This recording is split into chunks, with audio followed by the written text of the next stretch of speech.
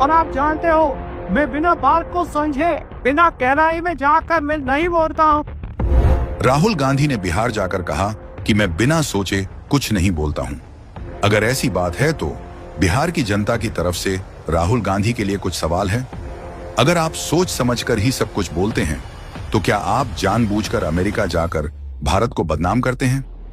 अब आपने खुद ही मान लिया है तो यह भी बता दीजिए, क्या आपने सोच समझकर ही 2008 में चीन की कम्युनिस्ट पार्टी के साथ समझौता किया था? क्या आपने सोचकर ही मसूद अजहर को जी कहकर बुलाया था? मसूद अजहर जी के साथ बैठकर हाँ, आपने सोच समझकर ही कहा होगा कि आतंकवाद को खत्म नहीं किया जा सकता। 26/11 के समय जब देश आतंकवादी हमले से जूझ रहा था, तब भी आप क्या सोच समझकर ही पार्टी कर रहे थे? क्या हर महीने विदेश ट्रिप पर सोच समझकर ही निकलते हैं? क्या आपने भारतीय सेना से सबूत मांगने से पहले 10 बार सोचा था? तो क्या आप मेड इन चाइना के बारे में सोच सोचकर मेड इन इंडिया को कोसते रहते हैं? By China has that the Chinese. क्या आप सोच समझकर ही लोगों को जाति में तोड़ने की कोशिश करते हैं? क्या जानबूझकर ही आपने देश में आग लगाने की बात कही थी? इस पूरे देश में आग लगने जा रही है।